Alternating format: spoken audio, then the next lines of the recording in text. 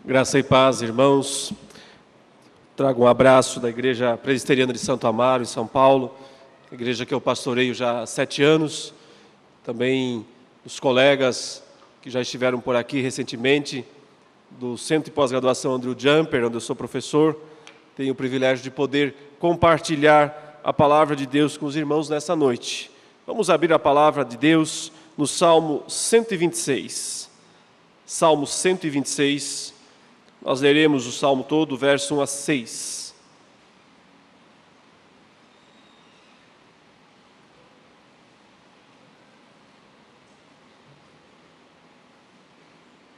O Salmo 126 é um cântico de romagem que diz: Quando o Senhor restaurou a sorte de Sião, ficamos como quem sonha. Então a nossa boca se encheu de riso e a nossa língua de júbilo. Então entre as nações se dizia: grandes coisas o Senhor tem feito por eles. Com efeito, grandes coisas fez o Senhor por nós. Por isso estamos alegres. Restaura, Senhor, a nossa sorte como as torrentes no Neguebe. Os que com lágrimas semeiam, com júbilo ceifarão. Quem sai andando e chorando enquanto semeia, voltará com júbilo, trazendo os seus feixes. Até aí, meus queridos, a leitura da palavra do Senhor. Alegria indizível e cheia de glória. É assim que o apóstolo Pedro diz que é a alegria do crente que agora conhece o Senhor Jesus, conhece o seu Salvador, entende a mensagem do Evangelho, uma alegria indizível e cheia de glória. Alegrai-vos sempre no Senhor. Outra vez digo, alegrai-vos. É a exortação do apóstolo Paulo para a sua igreja, para a igreja de Cristo, para que jamais essa igreja perca a alegria constante, a alegria perene. Os cristãos foram chamados para serem felizes, para serem alegres, em toda e qualquer situação. Há um céu aguardando, há um novo céu e uma nova terra, que ainda serão criados para que o povo de Deus possa desfrutar eternamente da alegria indizível, da plenitude da alegria, das delícias perpétuas na presença de Deus. Mas não devemos esperar chegar lá para experimentarmos essa alegria. Ela já é para ser vivida agora, aqui, neste momento. Mesmo que em meio de tribulações, ainda que no meio de lutas e de dificuldades. Quando Paulo escreveu aos Filipenses, alegrai-vos no Senhor, outra vez vos digo, alegrai-vos, ele estava preso, ele estava numa masmorra, numa prisão subterrânea, lá nos antros do Império Romano, na cidade de Roma. Tão difícil estava a situação do apóstolo Paulo quando ele escreveu essas palavras, que um companheiro dele, que veio de um outro lugar para trazer uma oferta para ele, justamente lá, uma oferta vindo de Filipos, para quem ele escreveu a carta dos Filipenses, esse homem, Epafrodito, não conseguiu sequer achar o apóstolo Paulo. Ele teve que fazer uma pesquisa, ele passou muitos dias percorrendo o submundo da cidade de Roma para conseguir encontrar o apóstolo Paulo. Tal era a situação terrível em que se encontrava o grande apóstolo dos gentios. E mesmo nessa situação, ele manda a igreja, ele ordena a igreja que seja alegre sempre no Senhor. E diz que havia ficado feliz por ter recebido uma boa oferta com provavelmente alimentos, roupas, livros, que a igreja de Filipos havia mandado para ele lá na prisão. Ele disse: alegrei-me sobremaneira por ter recebido essas coisas de vocês, mas entendam uma coisa, não é disso que depende a minha alegria, porque eu aprendi a viver contente em toda e qualquer situação. Tanto sei estar em posição de honra, como agora estar em posição de vergonha, de desonra, jogado num calabouço, lá nas profundezas da cidade de Roma. Tanto sei estar na abundância, quanto também na escassez. Tudo posso, naquele que me fortalece. Tudo posso quer dizer, aguento qualquer coisa, suporto qualquer coisa, enfrento qualquer situação, não importa o que seja, eu posso, eu suporto, eu aguento, porque eu tenho um Deus que me fortalece. E isso é o que faz com que eu não perca a minha alegria. O Salmo 126 descreve dois momentos que parecem bem antagônicos. Há duas divisões, há uma divisão bem clara no Salmo. Os primeiros versículos, fazendo menção de uma situação de grande livramento de Deus do passado. Um livramento tão estrondoso, tão extraordinário, que eles disseram, nós ficamos como quem sonha.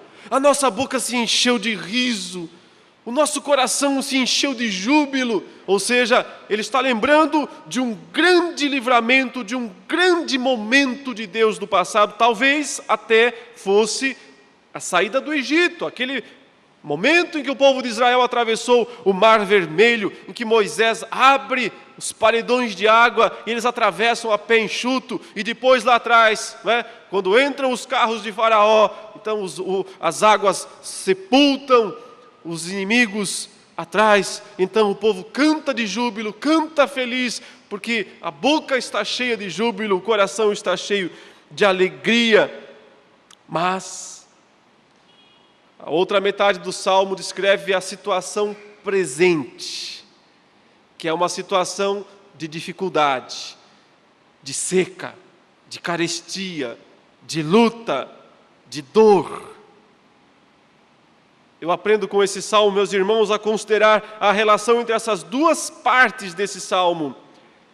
Como enfrentar os problemas da vida sem perder a alegria? Como enfrentar as lutas, as tribulações, os tormentos, as horas da necessidade, as horas da carência? Como enfrentar os momentos de tormenta, de tribulação, sem, contudo, perder a verdadeira alegria no Senhor? E nós aprendemos, lendo esse salmo, que o primeiro destaque vai justamente para o relembrar os grandes atos de Deus, relembrar aqueles atos poderosos de Deus, aquilo que Ele já fez, o passado, os atos do passado. Isso não é saudosismo, isso não é viver numa vida nostálgica, não. É relembrar o passado, os grandes atos de Deus do passado, porque eles podem ser a medida do presente, da ação de Deus no presente. Aquilo que Deus fez no passado é modelo muitas vezes, é padrão muitas vezes, ou pelo menos é dica de que Ele pode fazer grandes coisas também no presente. Veja outra vez, quando o Senhor restaurou, restaurar quer dizer reerguer, trazer de volta, estava no pó, estava prostrado, estava destruído, era só pó e cinzas, mas o Senhor restaurou, o Senhor reergueu. Ele diz, quando o Senhor restaurou a sorte é um sentido de status, de condição, da ideia de um momento, da ideia de dignidade, quando o Senhor restaurou a dignidade de Sião. Sião é uma referência a Jerusalém, aos montes de Sião, onde Jerusalém foi construída. Então ele diz, ficamos como quem sonha. Parece que nós andávamos nas nuvens, estávamos num estado quase de torpor espiritual, de tanta alegria. Ele diz: então a nossa boca se encheu de riso. O riso veio fácil, a risada transbordou, e o nosso coração, ele diz, a nossa língua transbordou de júbilo, de cânticos, de exaltação, de louvor. E ele diz: então, entre as nações se dizia, grandes coisas o Senhor tem feito por eles. Ou seja, uma consciência de que o abençoar de Deus em nossa vida frequentemente é testemunho para os demais. Um modo dos demais, das outras pessoas, notarem que há um Deus, perceberem que há um Deus que age, que há um Deus que abençoa. Israel, meus irmãos e irmãs, sempre foi ensinado a relembrar o passado, a relembrar os atos de Deus. Pode ver, quase o tempo todo eles estão fazendo menção aos grandes livramentos, fazendo menção ao que Deus já realizou, especialmente para eles a saída do Egito, a travessia do Mar Vermelho. Aquilo foi para eles a grande marca da ação de Deus no passado, mostrando a misericórdia, mostrando o cuidado de Deus, mostrando o amor especial de Deus para com o seu povo, que leva esse Deus a agir, a intervir, a fazer diferença. Nós, como cristãos hoje, também precisamos fazer isso. E podemos de várias maneiras. Por exemplo, nós podemos relembrar nas horas da crise, nas horas da tribulação, nas horas da dificuldade, relembrar o dia da nossa conversão, o dia em que Deus nos chamou das trevas para a sua maravilhosa luz. Lembrarmos desse momento sublime em que o Senhor veio com o seu Espírito, o Senhor veio com o seu poder e mudou o nosso coração e tirou um coração de pedra para colocar em seu lugar um coração de carne. Nos deu então habilidade, capacidade para arrependermos dos nossos pecados e para crermos no verdadeiro Evangelho. Que dia feliz foi esse, como cantam nos hinos famosos, o dia em que eu me converti. O dia em que eu recebi a Cristo como meu Senhor e meu Salvador. Não há nada mais agradável para Deus do que o crente se lembrar desse dia, ou dessa época, porque às vezes alguém não tem um dia específico, né? Eu sei exatamente o dia, o lugar, a hora que eu nasci de novo, mas muitos não sabem, e não importa, na verdade, importa saber que nasceu de novo, importa que tenha sido transformado. Talvez a época, talvez o período, relembrar isso glorifica ao nosso Deus. Também podemos relembrar, para não perder a alegria nas horas da tribulação, relembrar os grandes livramentos de Deus na nossa vida, os atos poderosos, as coisas que Ele já realizou em nós, os grandes livramentos para os nossos familiares, situações que pareciam irreversíveis, que pareciam não ter solução, e no entanto Deus veio, e no entanto Deus mostrou sua misericórdia, mostrou sua graça, mostrou seu poder, mostrou seus propósitos, e fez, meus queridos, algo que o homem não faria, jamais poderia fazer. Essa igreja está fazendo 75 anos, certamente, há na sua história tantos grandes momentos de Deus, grandes ações, grandes milagres operados pelo Todo-Poderoso. Sim, é importante relembrar do passado, não para viver do passado, não para viver num saudosismo, como quem diz, o passado era melhor, antigamente as coisas eram melhores. Não, isso não traz alegria, isso traz depressão. Lembrar do passado para glorificar a Deus, imaginando o que Ele pode fazer hoje, o que Ele pode fazer no presente, as coisas muito maiores que Ele pode operar ainda. Não saudosismo, gratidão. Isso que faz com que nós não percamos a alegria, mesmo em meio a situações de desgaste, de tribulação, de sofrimento, de perdas. Porque se você perceber, no meio do Salmo, depois de ele descrever toda esta questão do passado, ele diz, no verso 3, com efeito, grandes coisas fez, e aí está no passado, não é? Fez o Senhor por nós, por isso estamos, não estávamos, agora é no presente, por isso estamos alegres. No presente, no momento em que esse salmo foi composto, talvez não houvesse os mesmos motivos para a alegria. Porque aparentemente, devido aos pedidos feitos no verso 4, a situação já não era de júbilo, a situação já não era de exultação, mas era de dificuldade, era de luta, era de grande tribulação mais uma vez. Mas ele diz, o Senhor fez grandes coisas por nós, por isso nós estamos agora, nós continuamos alegres, ainda que pareça que o Senhor não esteja agindo, ainda que pareça que o Senhor esteja silencioso, não respondendo às nossas orações. Olhamos para o alto e vemos um céu de chumbo, um céu cinza, não vemos o azul de outrora, ainda que não percebamos a ação direta, imediata de Deus.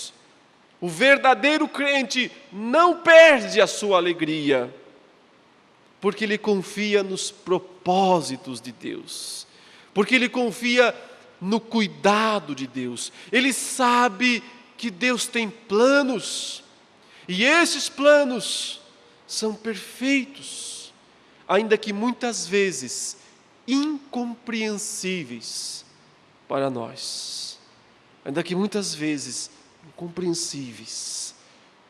Ele fez grandes coisas, Ele é o Deus que agiu.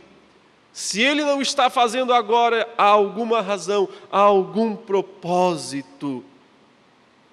Paulo poderia pensar, há alguns anos atrás, lá em Filipos, eu fui preso a um tronco, junto com meu companheiro Silas, e nós ficamos amarrados durante parte da noite, nós fomos açoitados, e nós louvamos e nós cantamos louvores a Deus. Então Deus agiu, então Deus veio, então Deus fez as prisões se soltarem, Deus fez algo extraordinário naquela noite, até o carcereiro se converteu, devido à ação poderosa de Deus. Mas Paulo poderia pensar, agora, hoje, quando ele diz, alegrai-vos sempre no Senhor, ele poderia pensar, o que acontece? Por que Deus me deixa jogado nessa prisão? Por que eu estou aqui já há mais de um ano? Todos me abandonaram, ele diz. Os meus amigos, as pessoas que estavam próximas de mim, aquelas que me apoiavam no meu ministério, me abandonaram. Eu estou aqui jogado no fundo da lama, no poço de lama, no fundo do poço. Talvez ele pudesse pensar algo mais ou menos assim, o que foi que aconteceu? Onde estão, ó Deus, os teus feitos poderosos? Não sei se você sabe da história, mas o apóstolo Paulo foi preso em Jerusalém, na verdade. E lá em Jerusalém, ele viu que a situação estava começando a ficar complicada com ele por causa das maquinações dos fariseus e dos saduceus. E então ele apelou para César, ele disse, apelo para César, eu quero ser julgado em Roma, eu não quero ser julgado em Jerusalém. Paulo era um cidadão romano, e um cidadão romano tinha direito de apelar para César, e assim ser transferido para Roma, para ser julgado pelas autoridades romanas. Ele achava que isso ia ser bom, achava que ia ser positivo, ele pensava, eu chego em Roma, eles vão perceber que eu sou um cidadão romano, eles vão ver que não tem nenhuma acusação grave contra mim, é questão religiosa, e questão religiosa em Roma eles não estão nem aí para isso, eles vão simplesmente dizer, não tem provas, não tem nada, solta esse homem e acabou. Mas deu tudo errado. Por alguma razão misteriosa, deu tudo errado, já começa a dar errado na viagem. Ele começa a viajar para Roma, o barco afunda, lembram? Ele vai parar numa ilha. Lá uma víbora o pica, mas Deus está agindo, seu poder está em ação. Há ali uma conversão daqueles povos nativos, porque ele não morre. Por fim, depois de muita luta, muito sofrimento, ele chega finalmente em Roma. Ele tem a impressão que as coisas vão ser rápidas, mas ele esbarra na burocracia romana. Não é só o Brasil que é cheio de burocracia, Roma também tinha muita burocracia. Ele chega lá e por alguma razão desconhecida, ele não foi julgado e foi lançado na prisão. E provavelmente esqueceram o caso dele, eu acho que perderam os assuntos, as acusações, os documentos que vieram com ele, talvez até pelo próprio naufrágio que ele sofreu. Ou seja, ele fica jogado na prisão, esquecem dele, o abandonam, passa um ano, chega a quase 2 anos. Você pode imaginar o que é ficar quase 2 anos num submundo, num calabouço, jogado nas profundezas, ninguém vem te visitar, ninguém vem te trazer nada. Como alguém escreve, alegrai-vos sempre no Senhor, numa situação dessas? Como alguém escreve, aprendi a viver contente em toda e qualquer situação, se não capacitado por algo sobrenatural, a não ser capacitado por um poder maior? Quantos em lugar desse homem estariam reclamando da vida? E estariam dizendo, ajudei tanta gente, fiz tanta coisa boa para tanta gente, agora que eu preciso, cadê? Não há recriminação nas palavras de Paulo. Em momento nenhum ele acusa ninguém, momento algum ele recrimina. Ele diz, aprendi a viver contente em toda e qualquer situação, porque ele sabe de algo. O Deus que fez grandes feitos no passado é o mesmo Deus que pode fazê-los no presente. Se Ele quiser, Ele fará. No entanto, Paulo diz, se Deus quiser me levar, se esse julgamento que não sai, mas se uma hora dessa ele sair, e eu for condenado à morte, prefiro partir e estar com Cristo, o que é incomparavelmente melhor. Isso é ser cristão, meus irmãos. O cristão verdadeiro é aquele que tem fé para receber bênçãos de Deus, mas tem mais fé ainda para não recebê-las, se Deus não quiser dá-las. É preciso muito mais fé para ouvir um não de Deus do que fé para receber um sim.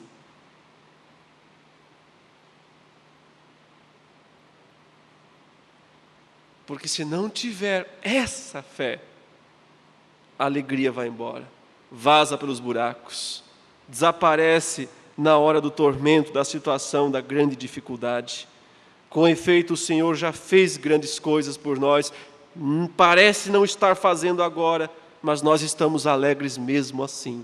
Nós continuamos felizes mesmo assim, porque nós continuamos confiando nos propósitos de Deus. Mas isso não é uma acomodação, isso não é uma atitude de comodismo, uma atitude de, o que tiver que ser, será, o que tiver que... Não é isso. E justamente a segunda metade do Salmo nos mostra o desejo ardente de que a situação seja transformada.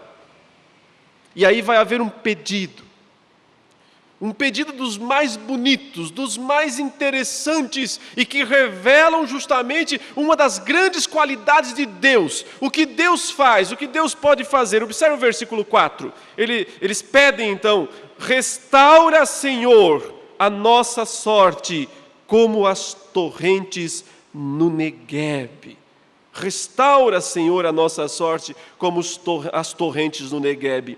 Irmãos, para não perder a alegria em meio às tormentas, para a alegria não ir embora quando a situação se complica, além de lembrar dos grandes feitos de Deus do passado, ter sempre isso na memória, além de entender que Deus continua agindo no presente, mesmo que não nos dando exatamente aquilo que às vezes nós queremos, mas Ele continua atuando, Ele continua fazendo grandes coisas na nossa vida, e assim isso nos faz ficar alegres. Nós também devemos crer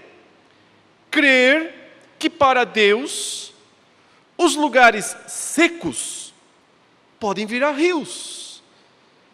E esse é o ensino esse é o pedido aqui do versículo 4. Ele diz: restaura, Senhor, a nossa sorte, não é? Como as torrentes no Negueb. O Negueb, né, é um deserto ao sul de Israel, uma das regiões mais secas do Oriente Médio. Realmente lá chove muito pouco, raramente. Por isso, o local é árido, é morto, dificilmente nasce alguma planta, dificilmente tem alguma criatura viva andando por aquelas montanhas secas, por aqueles lugares extremamente áridos. Mas,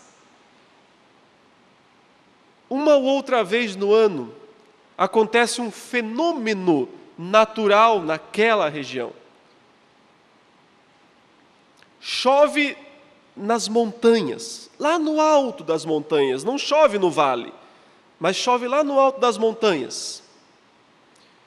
E aí, do nada, desce uma torrente, desce um rio de água que corta o deserto, que rasga o deserto fervente. E onde esse rio passa, onde essa torrente passa, fica atrás um vale fértil. Do nada brotam plantas, fica um lugar extremamente aprazível onde passa essa torrente. Esse é o pedido do salmista: restaura, Senhor, a nossa sorte como as torrentes do Negueb. Um amigo meu passou por essa situação em loco, lá mesmo, no Negueb, passeando por lá com um guia turístico. Uma certa altura o guia turístico falou para ele: nós precisamos sair daqui imediatamente. Nós temos que sair daqui. Por quê? Porque isso aqui vai ficar inundado. Mas como assim? O céu está azul, está tudo seco, não faz sentido. E eles saíram do lugar, daqui a pouco passou mesmo a torrente de água. E se eles tivessem ficado naquele lugar, talvez a água os tivesse submergido. O que Deus pode fazer, e às vezes Ele faz de maneira instantânea, são profundas transformações em situações que parecem impossíveis. Restaura, Senhor, a nossa sorte, como as torrentes do Negueb, significa que nós precisamos crer que os lugares mais secos podem, de uma hora para outra, com um estalo de dedo, do dedo divino, se tornarem rios. São rios em potencial. Talvez, meus irmãos e minhas irmãs, talvez você olhe para a sua vida espiritual, hoje, agora, nesse momento, e você enxergue aí um Negueb, um lugar de seca, árido. Talvez você olhe para o seu casamento nessa noite, e o seu casamento para você é um Negueb, é secura pura. Talvez você olhe para os seus filhos, e aquilo que você tanto sonhou para eles, e desejou para eles, e espera para eles, mas estão afastados do Senhor, distantes, despreocupados, vivendo no mundo. É o Negueb, é secura, é deserto total. Às vezes a gente, em alguns momentos, sente isso até na igreja. E frequentemente não é a igreja o problema, mas somos nós mesmos. Que estamos vivendo um deserto de secura, falta de vida. O vale não está florido, o vale está seco. Nós precisamos entender, nós precisamos crer que nós temos um Deus que às vezes faz chover no alto da montanha, onde ninguém vê, onde ninguém enxerga, onde não é possível mensurar, e de repente, do nada, desce aquela torrente de água, e do nada desce aquele fluxo de vida, e transforma, torna um jardim aquilo que era um deserto total. Como isso pode acontecer? Há um pedido, há uma oração. A comunidade de Israel está dizendo: restaura, Senhor, a nossa sorte como as torrentes no Neguebe. É preciso buscar, é preciso pedir, é preciso orar ao Deus que age e ao Deus que pode realizar instantaneamente uma transformação, transformar instantaneamente um deserto num rio, numa grande torrente. Mas veja o final desse salmo, para que fique completo o sentido dele, não se perca, talvez até a parte principal. Está aqui no versículo 5 e 6.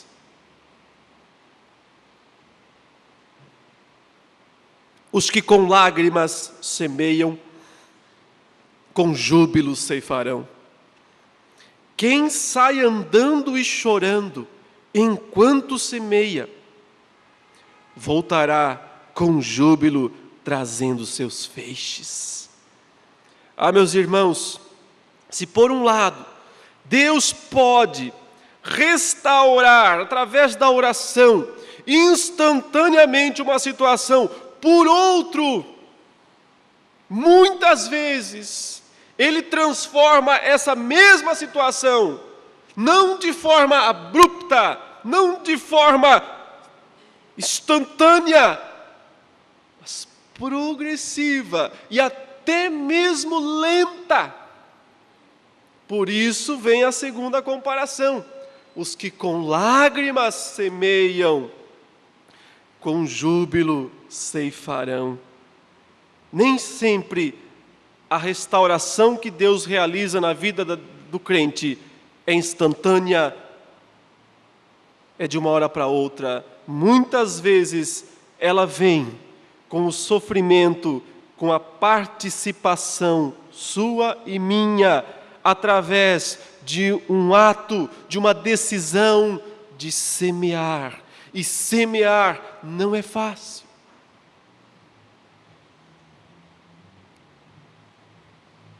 Porque o imediatismo dos nossos dias muitas vezes impede os crentes de semear.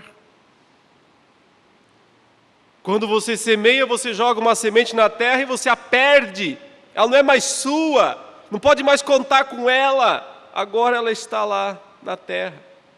E agora você tem que esperar que as leis naturais façam essa semente crescer. E você tem que contar com a chuva, você tem que contar com a boa terra, você tem que protegê-la dos animais. Isso é um trabalho árduo. Por isso ele diz: quem sai andando e chorando, enquanto semeia, chorando, sentindo a perda a cada passo, sentindo a dor a cada passo, mas não para, não desiste de jogar a semente no coração da terra.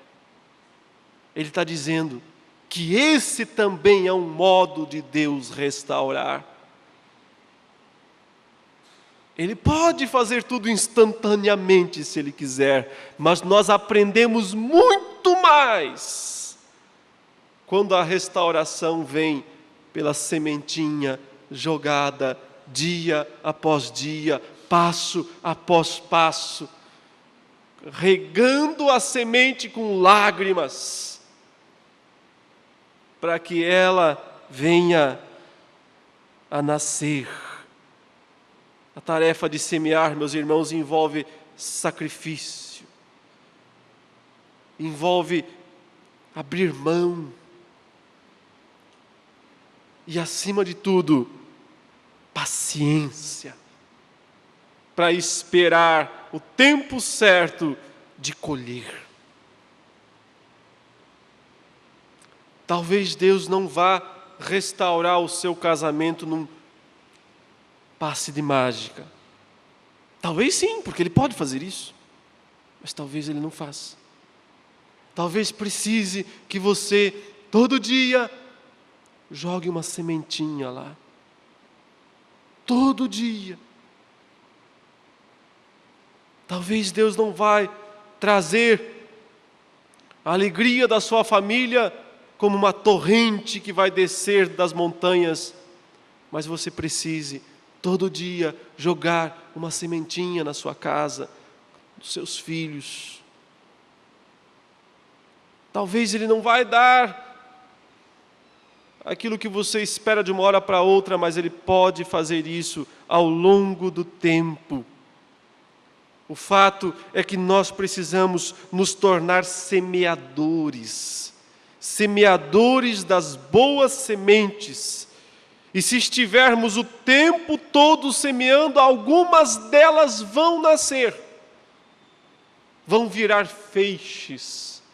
E no tempo da colheita nós retornaremos com o mesmo júbilo,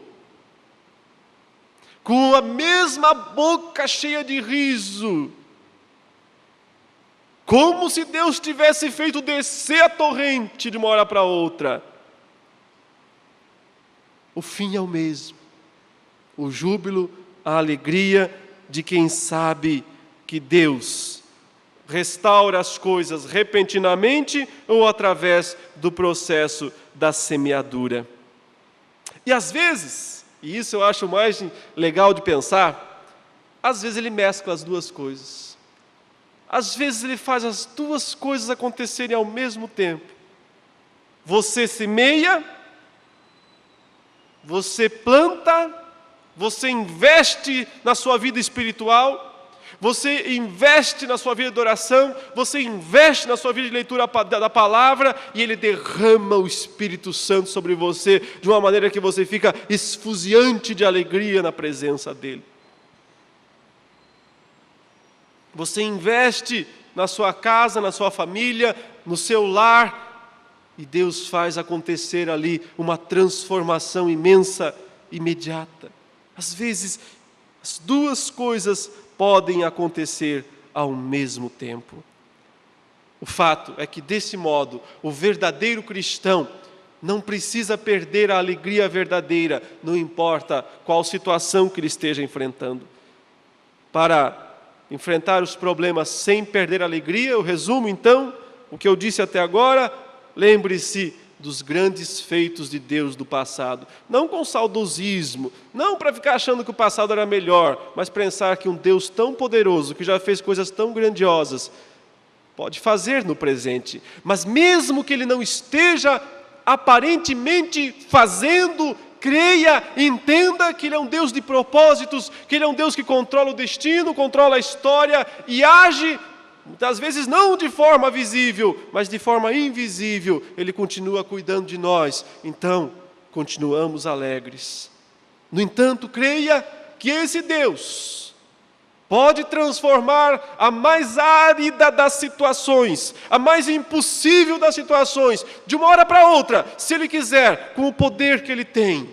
Mas outras vezes, Ele faz isso de forma paulatina, de forma progressiva, através do difícil e sofrido processo de semear. Lá no final, o resultado é o mesmo. E às vezes, a longa jornada de semeadura e de sofrimento é o que mais modela o nosso caráter, é o que mais nos torna parecidos com Cristo Jesus. Por isso, como o apóstolo Paulo, eu e você, temos que aprender a viver contente em toda e qualquer situação. Em nome de Jesus. Amém. Oremos.